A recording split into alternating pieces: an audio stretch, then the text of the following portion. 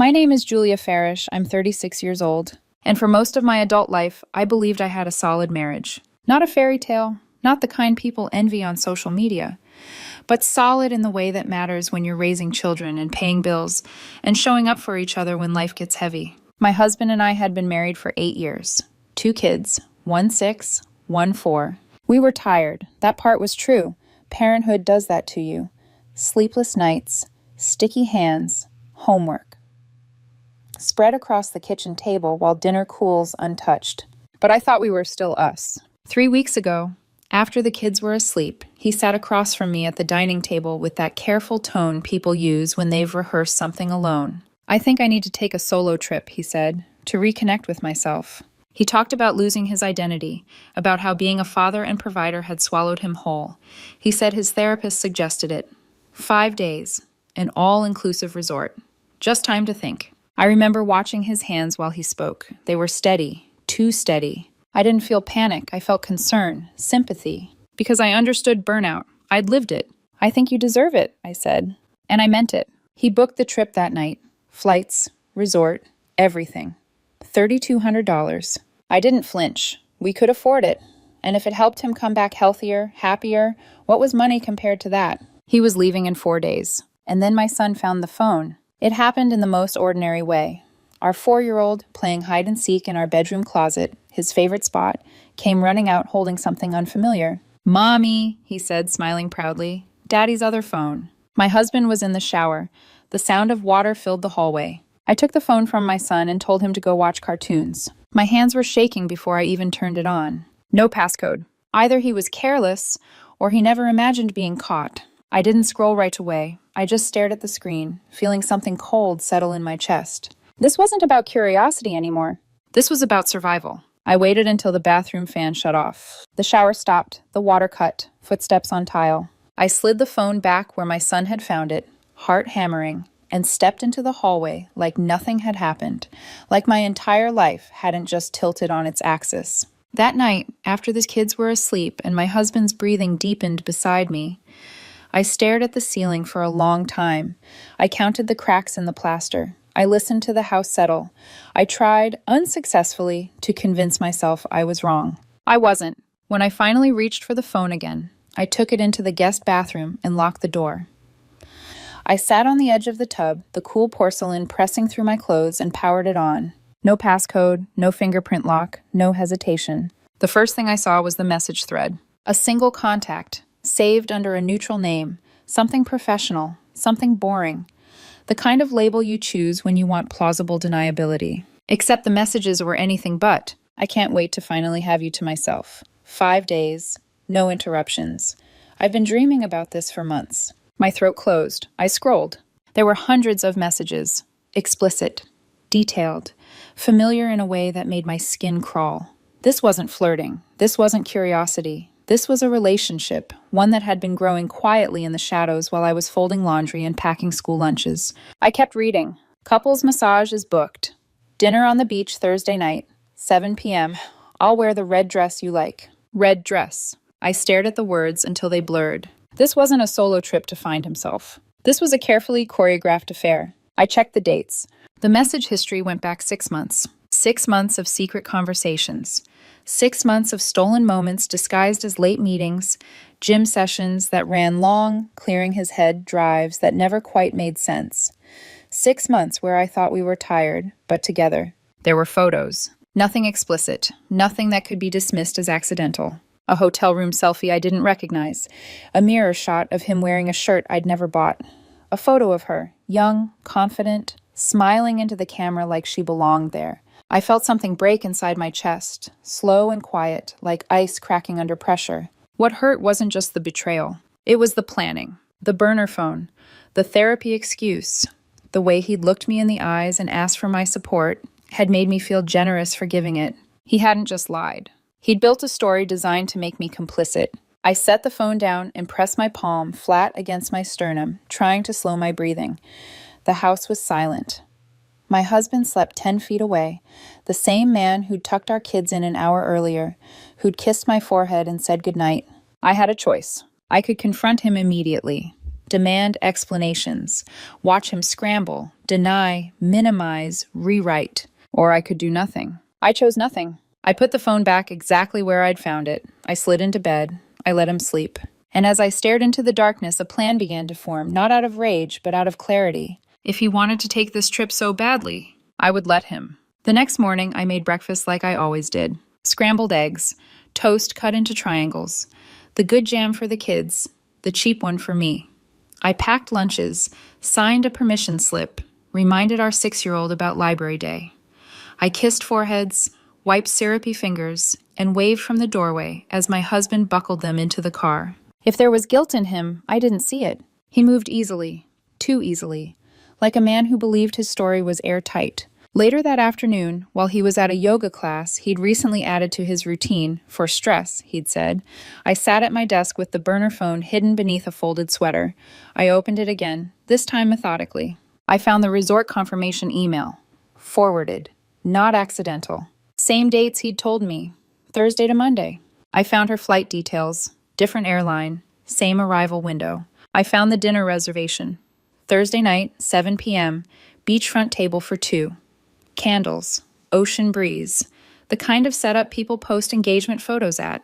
This wasn't impulsive. This was curated. I closed the email and stared at my laptop screen for a long time before opening a new tab. I didn't search why. I searched how. The resort answered on the second ring. Their voice was warm, practiced, used to couples celebrating anniversaries and honeymoons. Yes, I said calmly. I'd like to book a room. Same dates. Different building, different last name. Close enough. When the confirmation hit my inbox, I didn't feel triumph. I felt steady. That night, I called my mother. Could you take the kids for a long weekend? I asked. I kept my tone light, casual. She was thrilled. Said she'd been waiting for us to do something romantic together again. I let her believe that. My husband left Thursday morning. I drove him to the airport, helped him load his suitcase, kissed him goodbye the way you do when you assume you'll see someone again soon. Have a good trip, I said. He smiled, relaxed, free. My flight left 4 hours later. When I landed, the resort was exactly what the photos promised. Lush, beautiful, painfully romantic. Palm trees swaying, couples holding hands, laughter floating on the salt-heavy air.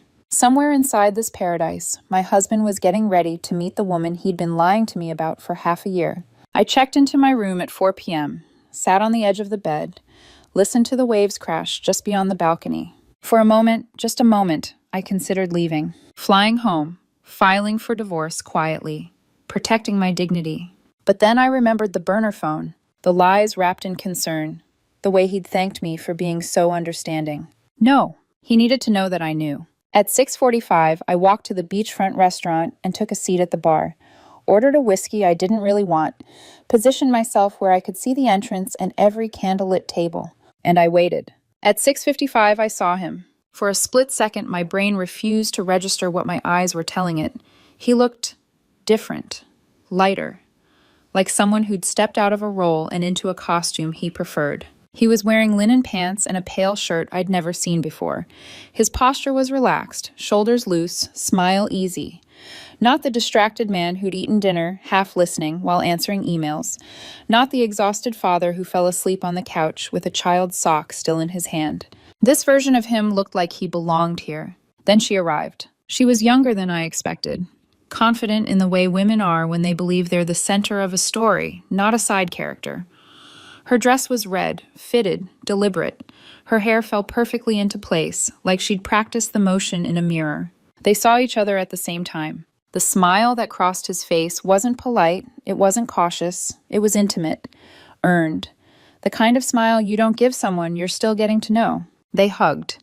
Not a friendly embrace, not tentative.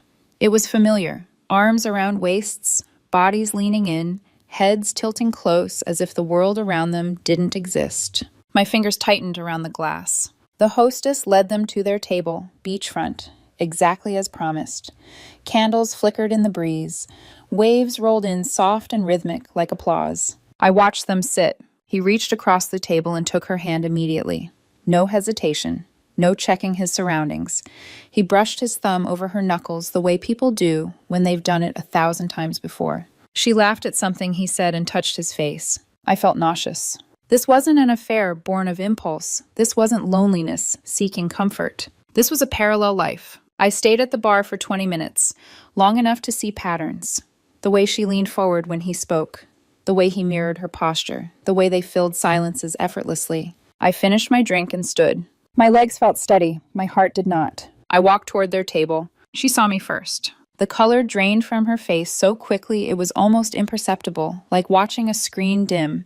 Her hand dropped from his as if burned. Her eyes widened, mouth parting, breath catching in her throat.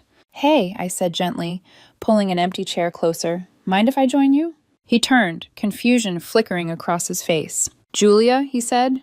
My name sounded wrong in his mouth, out of place. I smiled, calm, polite. "I'm his wife," I said, extending my hand toward the woman. 8 years, 2 kids. She didn't take it. He stood abruptly, chair scraping against the sand-dusted deck.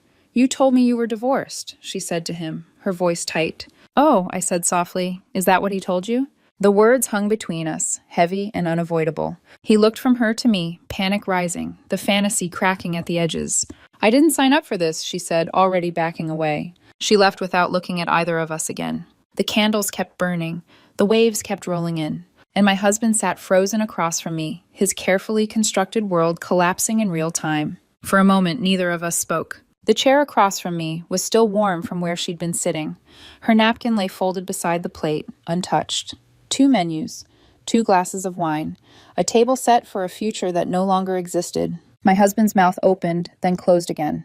"Julia, Don't," I said quietly. The word landed heavier than I expected. Not loud, not angry, just final. A waiter hovered a few steps away, sensing the shift in the air. Nearby diners had gone quiet, their attention flickering toward us and then back to their plates, pretending not to stare while listening to every word. "How did you even get here?" he asked, his voice low, frantic. "Our son found your other phone," I replied. "In the closet, the one he plays hide and seek in every single day." The realization hit him in stages. First confusion, then understanding, then something like fear.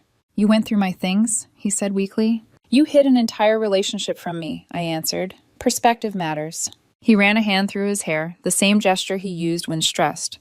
"It's not what it looks like." I laughed. "I didn't mean to. It slipped out. Short, sharp, almost surprised."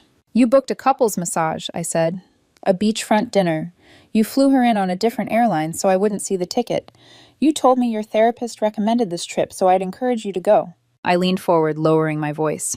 "That's not confusion. That's planning." His eyes darted around the restaurant, aware now of the audience. "We were having problems," he said. "You know that." "Yes," I said. "We were tired. We were stressed. We were raising children. That's called a marriage." He swallowed. "I didn't mean for it to go this far." "You meant for this," I said, gesturing to the candles, the ocean, the untouched plates. "You didn't trip into an affair. You built one." His shoulders sagged. The version of him I'd watched from the bar, the relaxed, confident man, was gone. "What happens now?" he whispered. "I'm flying home tomorrow," I said, standing.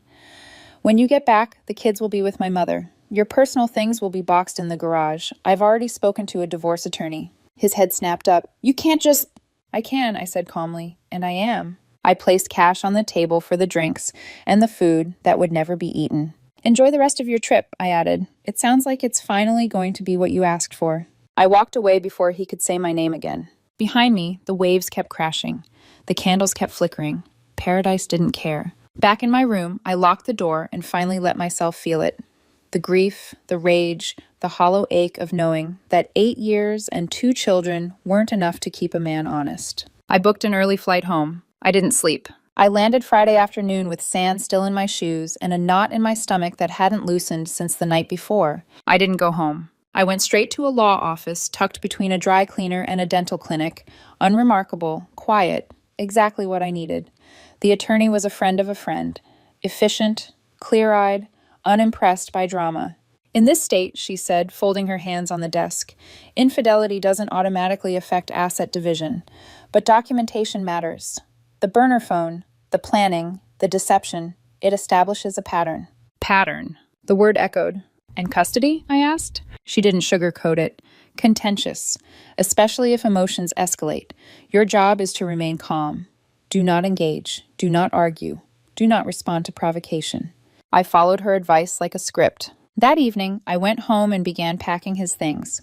Methodically, shirts folded, shoes paired, personal items labeled, no yelling, no broken dishes, no evidence of anger. He started calling Saturday morning, 31 times. I didn't answer. The text rolled in anyway. Please talk to me. You're overreacting. Think about the kids.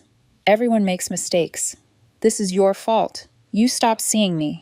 That last one settled something inside me. By Sunday, he'd moved on to a new strategy. He messaged our couple friends group chat, 4 families we'd known for years, saying he was going through something and needed support. No details, just enough to imply I'd done something terrible. 2 of the women reached out to me privately. I sent them the facts, the burner phone, the planned trip, the lie. They were horrified. One told me later that he'd tried to paint me as controlling, emotionally unavailable, that he'd been afraid to be honest with me. Sunday afternoon, his mother called. I answered. What did you do to my son? She demanded. I discovered he was having an affair, I said evenly. I'm filing for divorce. He told me you followed him on his trip, that you humiliated him. I confirmed what I already knew, I replied. I didn't threaten him. I didn't harass him. I confronted him. She accused me of driving him away, of being cold, of refusing to forgive. I ended the call. By Monday, the narrative had solidified. I was the villain, the controlling wife, the woman who couldn't forgive one mistake. They ignored the burner phone, the 6 months of planning, the lies wrapped in therapy language. Facts didn't fit the story they preferred, so they discarded them. I didn't argue. I documented everything. The emergency filing came 2 days later. I was at my mother's kitchen table, helping my youngest with a puzzle, when my attorney's name lit up my phone. Her voice was steady, but clipped, the tone professionals use when they're about to say something that matters. He's filed for an emergency custody modification, she said. He's claiming emotional abuse and instability. For a second, I couldn't speak. Based on what? I finally asked. He's citing your presence at the resort, she replied. Says it shows obsessive behavior, that you followed him to humiliate and control him. I closed my eyes. This was the part she'd warned me about. When the truth stops serving someone, they replace it with fear. The hearing was scheduled for Friday. I didn't cry. Not then. I felt something colder settle in. Focus, maybe. Resolve. The instinct you develop when you realize someone is willing to rewrite reality if it benefits them. We prepared. I handed over everything. Screenshots of the burner phone messages, the resort bookings, the dinner reservation time-stamped weeks before his solo trip conversation, the forwarded emails, the flight details. My attorney organized it into a timeline so clean it was almost brutal. This helps, she said, a lot. Friday morning, we sat in a small courtroom that smelled faintly of old paper and disinfectant. He was already there, seated beside his attorney, shoulders hunched, eyes red as if he'd practiced looking remorseful. His mother sat behind him. He didn't look at me. His attorney spoke first, painting a picture of a man in crisis, overwhelmed, seeking healing, stalked by a wife who couldn't respect boundaries, a woman who'd followed him across state lines to shame him publicly. When it was our turn, my attorney stood. Your Honor, she said, this case hinges on intent. She laid it out calmly, no dramatics, no accusations. The burner phone, the 6-month timeline, the pre-booked romantic dinner, the absence of threats, harassment, or prior contact before the confrontation. The petitioner did not follow her husband in an attempt to control him, she concluded. She confirmed evidence of infidelity she had already discovered. The judge listened without interruption. When he spoke, his voice was measured. The wife's actions, he said, while unconventional, do not constitute stalking or abuse. There was no threatening behavior, no repeated contact, no attempt to interfere with the trip prior to the dinner. He paused, looking directly at my husband.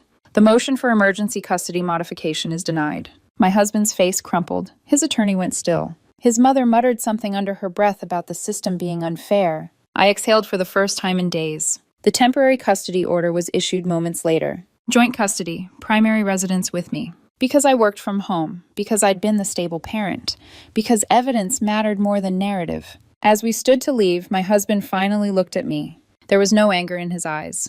Just the dawning realization that his story, so carefully constructed, had failed. The custody ruling should have been the worst of it. It wasn't. That was just the moment the ground stopped shifting beneath my feet, long enough for the real damage to surface. The next phase was quieter, colder. Paperwork instead of accusations. emails instead of shouting, lawyers instead of late-night phone calls, asset division. 8 years of marriage doesn't disappear cleanly. There were retirement accounts to split, vehicles to value, a house neither of us could afford alone. He wanted to keep it. I did too. In the end, the math made the decision for us. It was listed. Every showing felt like a small erasure. Strangers walking through rooms where my children had learned to walk, complimenting the light in the kitchen, asking about the school district, no one noticing the history pressed into the walls. The house sold quickly. We split the proceeds evenly. That part was simple, brutal, but simple. Spousal support was not. My attorney fought it, hard. He planned a 6-month affair, she argued. He budgeted thousands for it. This isn't someone incapable of self-support. The judge listened, nodded, then ruled anyway. Rehabilitative support. 2 years. $1,400 a month. I stared straight ahead as the decision was read. It burned. I won't pretend it didn't. Paying support to a man who had lied to my face, who had risked our children's stability for a fantasy, felt obscene. But the law doesn't care about morality. It cares about precedent. Marriage is an economic partnership. His years out of the workforce counted, even the months he spent planning to leave me emotionally. My attorney leaned over afterward and spoke quietly. Appealing would cost more than it's worth. This is the best outcome you're going to get. So I swallowed it. The other woman, the one in the red dress, disappeared completely. From what I could piece together through the last messages saved on the burner phone, she'd believed his story. That he was separated, that the marriage was over in everything but paperwork. When the truth surfaced, she blocked him everywhere. He tried to reach her for weeks. The messages I saw before he changed his number were desperate, apologetic, full of explanations and promises and regret. She never responded. He lost both of us. The divorce finalized 4 months after it began. Fast, according to everyone involved. Fast doesn't mean painless. I moved into an apartment, 2 bedrooms, one for me. One set up carefully for the kids, bunk beds, night lights, their favorite blankets folded just the way they liked. It was smaller than the house, but it was quiet. No ghosts, no pretending. The kids adjusted in uneven waves. Some days they were fine. Some days my 6-year-old asked questions I couldn't fully answer. Why doesn't Daddy live with us anymore? I kept it simple, gentle, honest without being cruel. Sometimes grown-ups make choices that mean they can't live together anymore. But we both love you. It wasn't enough, but it was all I had. Life didn't explode after the divorce. It deflated. My ex-husband moved back in with his mother for a while. He told mutual friends it was temporary, that he just needed time to get back on his feet. From what I heard, the house felt smaller than he remembered, less forgiving. He found a job a month later, entry level. A sharp drop from where he'd been before. The kind of position you take when you're starting over whether you want to or not. Every time he picked up the kids, he looked more worn down. Thinner, edgier. The easy confidence I'd watched at the resort never returned. The fantasy he'd built, the escape, the new woman, the clean slate, collapsed the moment it was exposed to reality. For weeks after the divorce, he was convinced she'd come back. He told his mother they had something real, that the timing had just been wrong, that once things settled, she'd reach out. She never did. When it finally sank in that she wasn't coming back, something in him hardened. The bitterness followed quickly after. According to the few mutual friends who still spoke to both of us, his story stayed the same. I was the villain, the wife who destroyed the family because she couldn't forgive one mistake. The burner phone, the 6 months of lies, the premeditated trip, all of it reduced to a single moment of weakness in his retelling. His family stopped speaking to me entirely, blocked me on social media, pretended the children were the only connection that remained. My family thought I'd handled it with restraint. My mother said she would have confronted him at the airport. At least you waited until dinner, she added dryly. Sometimes, late at night, I wondered if she was right. If I should have avoided the confrontation, filed quietly, let the truth reveal itself in paperwork instead of candlelight. But then I remembered the look on his face when he saw me at that table. The moment he realized I hadn't been naively supporting his self-discovery journey, that I'd been sitting at the bar, watching him hold hands with another woman. That moment mattered, not as revenge, as reality. People ask me sometimes if I regret going to that resort. They don't ask directly, not really. They circle it, lower their voices, tilt their heads in that way that suggests you could have handled it differently. And maybe I could have. I could have stayed home, filed quietly, let lawyers dismantle my marriage behind closed doors while I played the part of the dignified, wounded wife. But here's the thing. For 6 months, my ex-husband lived in a world where he believed he was smarter than everyone else, where he believed he could maintain 2 lives without consequence, where he could look me in the eye, talk about therapy and self-discovery, and feel good about himself for doing it. That fantasy needed to collapse. Not violently, not publicly, just completely. The look on his face when I sat down at that table wasn't anger. It was recognition. The sudden understanding that his secret life wasn't secret anymore, that I hadn't been supporting his journey.